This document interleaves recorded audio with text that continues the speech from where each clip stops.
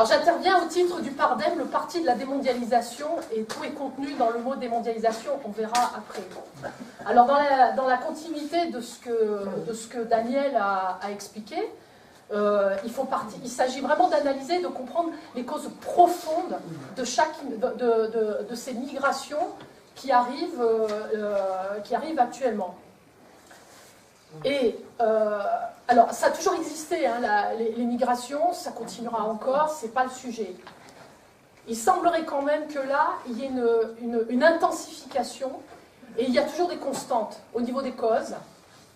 Elles sont essentiellement économiques, c'est la guerre aussi, avec tout le cortège qu'il y a autour. Et aussi, on peut rajouter l'immigration due au problème climatique, qui est lié avec le problème de la faim.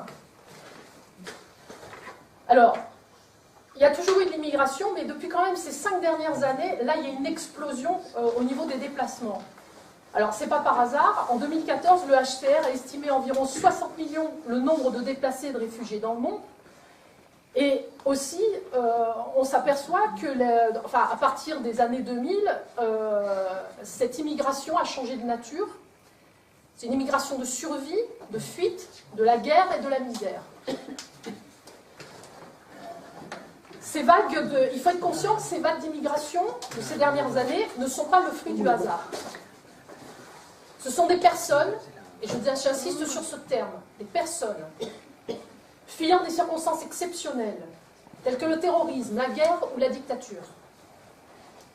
En lien avec cela, on peut observer, et ça c'est quelque chose que nous vivons dans nos pays, nous on peut dire les gens qui habitons déjà dans les pays d'accueil, c'est lié à une offensive planétaire du capitalisme néolibéral, comme jamais auparavant, qui provoque la misère au dernier degré, notamment en Afrique et au Moyen-Orient.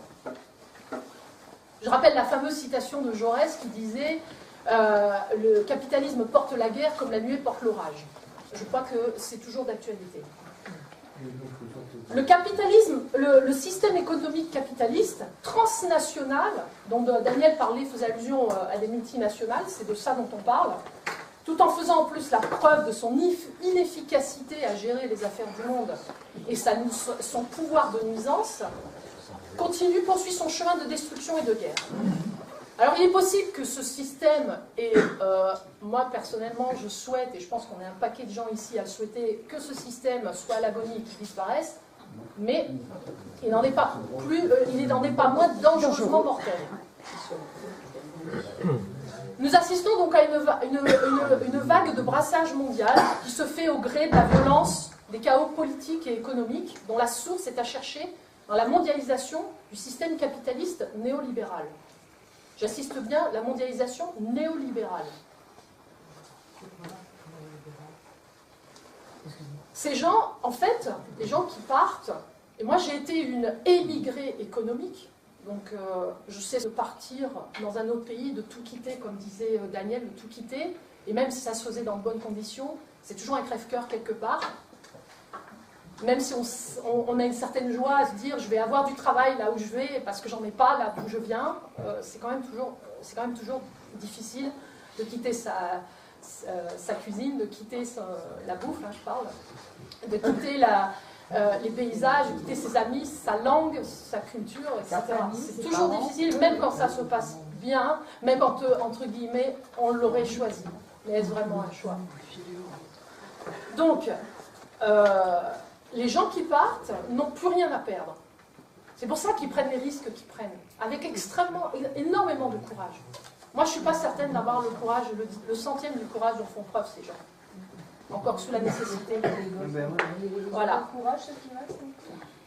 Alors, en premier partent les gens qui ont un peu plus d'argent, qui peuvent encore vendre quelques biens, quand les biens sont toujours en place, les gens qui sont diplômés, qui parlent souvent une langue étrangère, l'anglais ou le français, donc qui ont l'espoir de s'en sortir. Mais justement, ces gens diplômés, c'est tout bénef pour le patronat. Parce que c'est non seulement très dur pour les gens qui partent, c'est aussi très dur pour les gens qui sont déjà sur place, et qui déjà subissent une pression à la baisse de leur salaire, leurs conditions de travail, leurs conditions de vie, et qui en plus voient arriver des gens qui seront prêts à bosser pour n'importe quoi, même si n'importe quoi c'est proche de zéro, comme l'a dit Christina, 8 centimes de l'heure. Donc, franchement, le seul à tirer profit de cette histoire, c'est un patronat, le patronat qui pourra exercer donc une pression à la baisse sur les salaires, qui est aussi, une fois de plus, le seul à tirer profit de la situation. Je rappelle que le patronat allemand a applaudi des deux mains quand son fondé de pouvoir, Angela Merkel, a dit « je vais ouvrir la porte à 800 000 migrants ». Les salariés allemands déjà sur place, ils ont dû se dire « mince, déjà qu'on a les mini-jobs à 1 € de l'heure, qu'est-ce que ça va être ?» Alors, on connaît tous les problèmes liés à la famine, parce que le bouleversement climatique engendre par exemple des sécheresses, il n'y a plus, donc les agriculteurs ils ne peuvent plus rien produire, mais aussi des sécheresses, donc une tension sur les ressources en eau. Et pour donner un petit exemple, les agriculteurs syriens avaient perdu leur récolte, 1 million de personnes contraintes de quitter leur terre. C'est un exode qui a contribué à faire basculer le pays dans la violence, d'autant que l'un des premiers objectifs de Daesh est de confisquer les ressources en eau pour accroître son pouvoir sur les gens. Donc ça fait des tensions aussi entre diverses communautés pour l'appropriation d'une ressource. Alors, les solutions que nous préconisons au parti de la démondialisation. Alors, à court terme, il faut prendre absolument soin de ces personnes. Elles sont, comme dit Daniel, comme dit mes camarades présentes, il faut venir en aide à ces gens. Je veux dire, moi je me dis souvent, et si j'étais à leur place, j'aimerais bien qu'on m'aide. Bon. Alors, à court terme, urgence humanitaire, ça c'est certain. Mais la solution, elle n'est pas humanitaire, elle n'est pas caritative. J'insiste bien là-dessus. La solution, elle est politique. C'est-à-dire les choix que l'on fait en tant que collectivité politique constituée en nation. Encore faudrait-il que la nation en question soit souveraine. Alors là, ça nous amène à une solution politique qu'on peut mettre en effet assez rapidement, enfin, si on a les bonnes personnes au pouvoir, comme toujours. C'est la sortie des institutions supranationales, à savoir, déjà pour commencer, l'Union européenne et l'OTAN. On peut aussi sortir de l'euro, ça ne me dérange pas. Parce que déjà l'OTAN, parce qu'on est entraîné dans des conflits où nous n'avons que faire. Donc déjà, il faut regagner notre souveraineté diplomatique et militaire à cet égard. On n'a pas à créer les conditions de guerre dans des pays pour pouvoir, et après se plaindre. Ah, il y a tous ces migrants qui arrivent, machin. Non, non, non, non. Il faut être cohérent.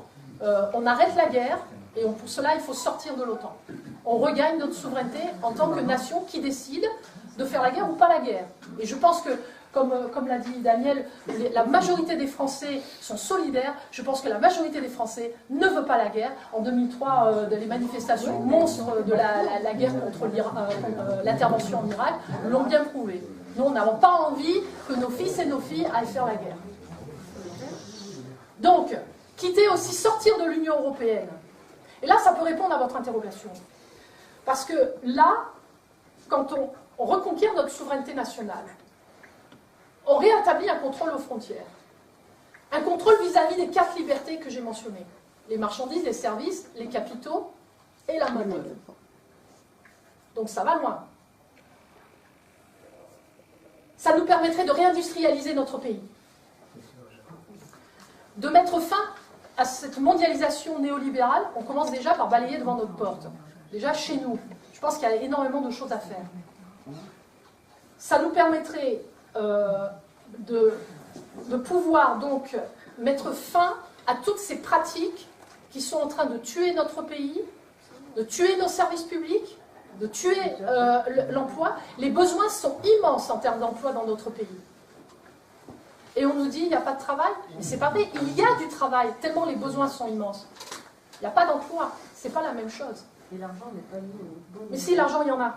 Oh là là, oh là là, il y en a de l'argent. Oh là là, pour sauver les banques, il y a eu de l'argent. Absolument, je suis d'accord là-dessus. Donc là aussi, il convient d'organiser même le dépérissement de la bourse et de toutes ces multinationales. Déjà chez nous, on n'a pas besoin d'attendre ce que les autres vont faire ou pas faire. Déjà chez nous, on commence.